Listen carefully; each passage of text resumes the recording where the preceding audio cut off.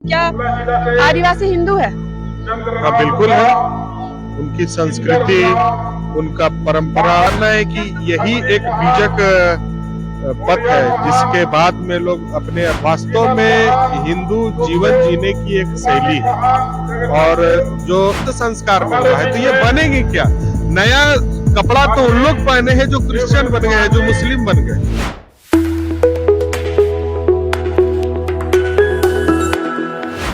BJP के भी कई चेहरे आज इस डी लिस्टिंग रैली में शामिल है। चलिए मंसूरी सर, क्या आदिवासी हिंदू है? हाँ, बिल्कुल है। उनकी संस्कृति, उनका परंपरा, उनका सब कुछ हिंदू है। आज प्रकृति पूजा हमारे आदिवासी समाज के भाई बहन लोग करते हैं और हम लोग भी करते हैं। हिंदू भी प्रकृति पूजक है।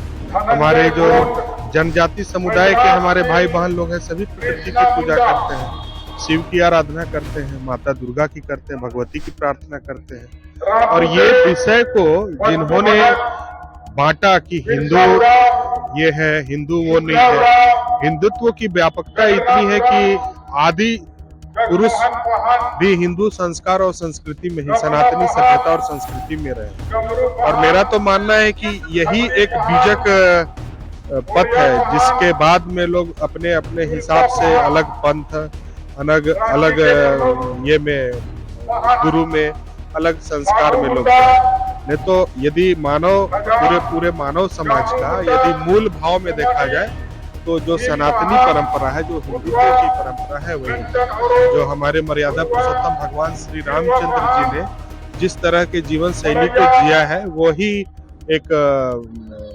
परंपरा को अगर कहा जाए कि एक ऐतिहासिक परंपरा है इस देश में तो कहीं गलत नहीं। कार्तिक उरांव की जो पुत्री है गीता उरांव, उनका साथ कहना है कि बीजेपी की ये जो मंशा है पूरे हिंदू राष्ट्र बनाने की, उसमें आदिवासिता कहीं खो रही है।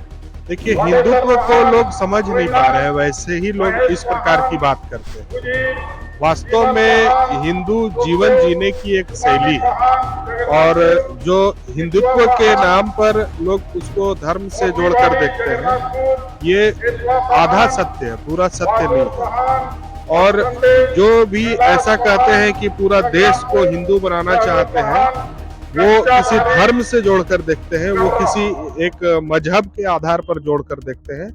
ये हिंदुत्व का जो व्यापकता है, उसकी परिभाषा है, वैसा नहीं। तो यदि कहा जाए कि रहनी को हम ऋतिक बोलते हैं और सहनी को सिद्धि बोलते हैं, तो जो जीवन शैली है जिस पर पूरा मानव समाज टिका हुआ है, हमारा भारतवर्ष का संस्कार टिका हुआ है, संस्कृति टिकी हुई है, तो वो पुरातनी जो व्यवस्था रही है, आज हम उसको मानने के लिए क्या, बल्कि सभी लोग उसको मानना चाहिए। हम कभी ऐसा नहीं करते हैं कि हर आदमी का एक मजहब अलग अलग है।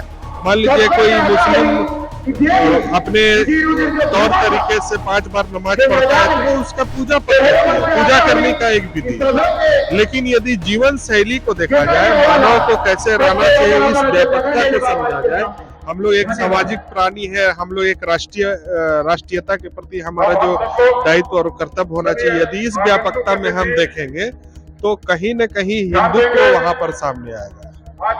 ये डी लिस्टिंग रैली की जो उद्देश्य है, उसको आप और आपकी पार्टी किस तरह से सपोर्ट करती है? जो जनजाति समुदाय के लोग हैं और संविधान में उनका जो अब तक जो डेवलपमेंट नहीं हो पाया, विकास के लिए नहीं जा पाए, तो उनको विकसित करने के लिए आरक्षण की व्यवस्था किया गया। तो जो लोग जनजाति समुदाय के लोग अपना धर्म परिवर्तन कर लिए, मुस्लिम बन गए, क्रिश्चियन बन गए, वैसे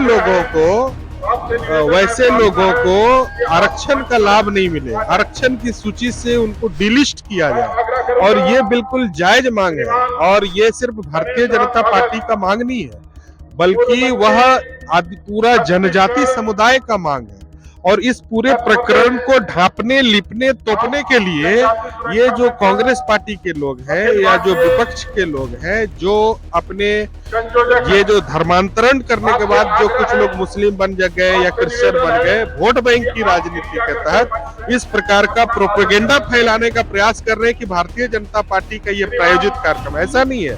ये हमारे जनजाति समाज का स्वाभाविक कार्यक्रम। इसकी व्यापकता को आप देखेंगे, यहाँ पे एक एक व्यक्ति हमारे जनजाति समुदाय से जुड़े हुए हैं। और ये जो आप कहते हैं कि हिंदू, ये तो जन्म आदि, इनका जन्म ही उस संस्कार में हुआ है, तो ये बनेंगे क्या? नया कपड़ा तो उन लोग पहने हैं जो क्रिश्चियन बन गए हैं, जो मुस्लिम बन गए, वो अपने लीग से भटक गए हैं। और जब लीग से आप भटक गए हैं तो फिर आपको इसका आरक्षण का तो लाभ नहीं मिलना चाहिए, इसीलिए डीलिस्टिंग की मांग होनी चाहिए। जी, जुड़ने के लिए शुक्रिया। धन्यवाद।